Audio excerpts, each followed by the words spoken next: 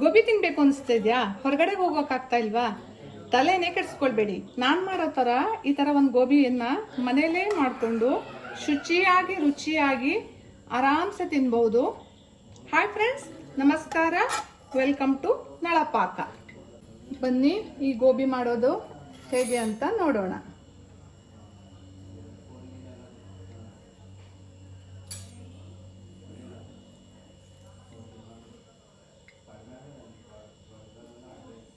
ಗೋಬಿ ಮಂಚೂರಿ ಮಾಡೋದಕ್ಕೆ ಹೂಕೋಸನ್ನ ಚೆನ್ನಾಗಿ ತೊಳ್ಕೊಂಡು ಇದಕ್ಕೆ ಸ್ವಲ್ಪ ಅರಿಶಿನ ಮತ್ತೆ ಉಪ್ಪನ್ನ ಹಾಕಿ ಬಿಡಿಸಿ ನೀರಲ್ಲಿ ಹಾಕಿಟ್ಕೊಂಡಿದ್ದೇನೆ. ಒಂದು ಪಾತ್ರೆಯಲ್ಲಿ ನೀರನ್ನ ಕುದಿಲಿಕ್ಕೆ ಇಟ್ಕೊಂಡಿದ್ದೇನೆ. ನೋಡಿ, ಇದು ಚೆನ್ನಾಗಿ ಕುದ್ದಿದೆ. ಈಗ ಇದಕ್ಕೆ ಬಿಡಿಸಿಟ್ಕೊಂಡಿರುವಂತಹ ಹೂಕೋಸನ್ನ ಹಾಕೊಳ್ತಾ ಇದ್ದೇನೆ.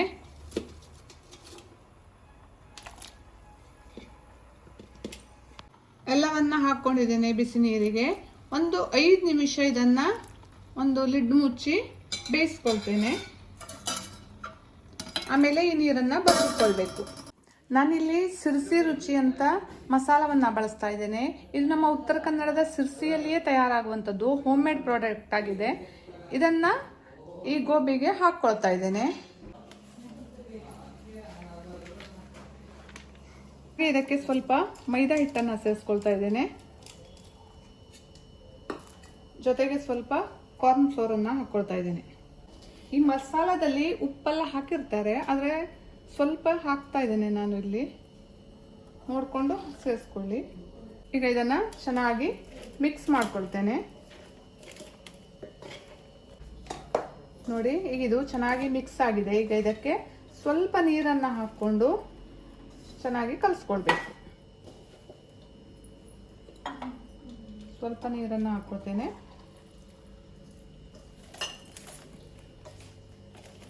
ಬಜೆ ಎಲ್ಲ ಮಾಡುವಾಗ ಹೇಗೆ ಕಲಿಸ್ಕೊಳ್ತೀರೋ ಅದೇ ರೀತಿಯಾಗಿ ಇದನ್ನ ಕಲಿಸ್ಕೊಳ್ಬೇಕು. ನಾನು ಇದನ್ನ ಚೆನ್ನಾಗಿ ನೀರನ್ನು ಹಾಕಿ ಕಲಿಸ್ಕೊಳ್ತೇನೆ. ಒಂದು ಬಾಣಲೆಯಲ್ಲಿ ಎಣ್ಣೆಯನ್ನು ಹಾಕಿ ಕಾಯೋಕೆ ಇಟ್ಕೊಂಡಿದ್ದೇನೆ. ಎಣ್ಣೆ ಈಗ ಚೆನ್ನಾಗಿ ಕಾದಿದೆ. ಈಗ ಇದಕ್ಕೆ ಕಲಸಿಟ್ಕೊಂಡಿರುವಂತಹ ಹೂಕೋಸನ್ನು ಹಾಕ್ಕೊಳ್ತಾ ಇದ್ದೇನೆ. ಇದನ್ನು ಎಣ್ಣೆಯಲ್ಲಿ ಚೆನ್ನಾಗಿ ಕರೆದು ತಕ್ಕೊಳ್ಬೇಕು. ಹೀಗೆ ಸ್ವಲ್ಪ ಬಿಡಿ ಬಿಡಿಯಾಗಿ ಹಾಕ್ಕೊಂಡು ಕರ್ಕೊಂಡ್ರೆ ಆಯಿತು. ಮಧ್ಯಮ ಉರಿಯಲ್ಲಿ ಇದನ್ನು ಬೇಯಿಸ್ಕೊಳ್ಬೇಕು, ಇಲ್ಲಾಂದರೆ ಸೀದ್ ಹೋಗುತ್ತೆ. ನೋಡಿ, ಈಗ ಬೆಂದಿದೆ ಇದು. ಈಗ ಇದನ್ನು ತೆಕ್ಕೊಳ್ತೇನೆ.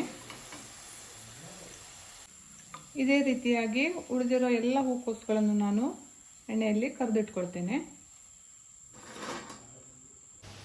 ಮೊದಲಿಗೆ ಒಂದು ತವಾವನ್ನು ಕಾಯೋಕೆ ಇಟ್ಕೊಂಡಿದ್ದೇನೆ. ಅದಕ್ಕೆ ಒಂದು 2 ಟೇಬಲ್ ಸ್ಪೂನ್ ಆಗೋಷ್ಟು ಎಣ್ಣೆಯನ್ನು ಹಾಕ್ಕೊಳ್ತೇನೆ. ಎಣ್ಣೆ ಬಿಸಿ ಆಗ್ತಿದ್ದ ಹಾಗೆ ಬೆಳ್ಳುಳ್ಳಿಯನ್ನು ಹಾಕ್ಕೊಳ್ತೇನೆ ಸ್ವಲ್ಪ.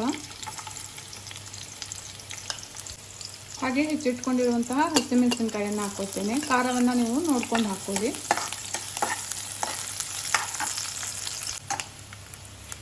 ಹಾಗೆ ಚಿಕ್ಕದಾಗಿ ಹೆಚ್ಚಿಟ್ಕೊಂಡಿರುವಂತಹ ಈರುಳ್ಳಿಯನ್ನು ಹಾಕ್ಕೊಳ್ತೇನೆ.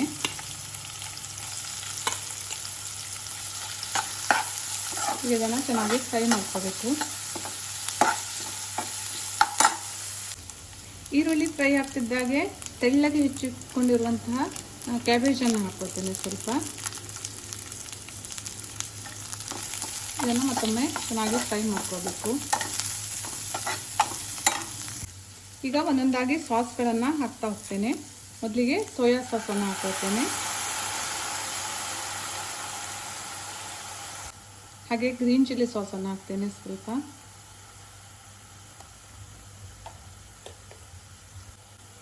ಹಾಗೆ ರೆಡ್ ಚಿಲ್ಲಿ ಸಾಸ್,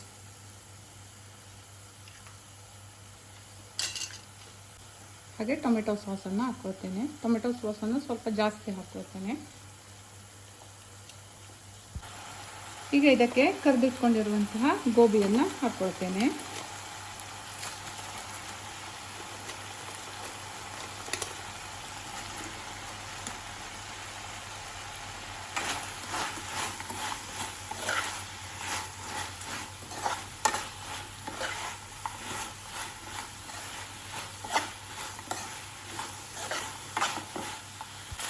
ಸ್ವಲ್ಪ ಕಾರ್ನ್ಫ್ಲೋರನ್ನು ನೀರಿನಲ್ಲಿ ಹಾಕಿ ಇಟ್ಕೊಂಡಿದ್ದೇನೆ. ಈಗ ಇದನ್ನು ಸ್ವಲ್ಪ ಹಾಕ್ಕೊಳ್ತೇನೆ ಅದಕ್ಕೆ.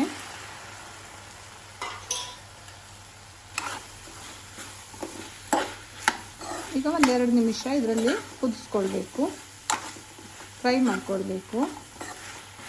ಅಂದರೆ ಸ್ವಲ್ಪ ಜ್ಯೂಸಿ ಆಗುತ್ತೆ, ತಿನ್ನೋದಕ್ಕೂ ಕೂಡ ತುಂಬಾ ಚೆನ್ನಾಗಿರುತ್ತೆ.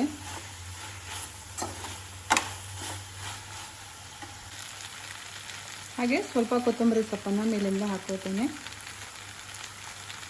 ಮತ್ತೊಮ್ಮೆ ಚೆನ್ನಾಗಿ ಮಿಕ್ಸ್ ಮಾಡಿಕೊಂಡ್ರೆ ರುಚಿಯಾದಂತಹ ಗೋಬಿ ಮನೆಯಲ್ಲಿಯೇ ರೆಡಿ ಆಯಿತು ನೋಡಿ.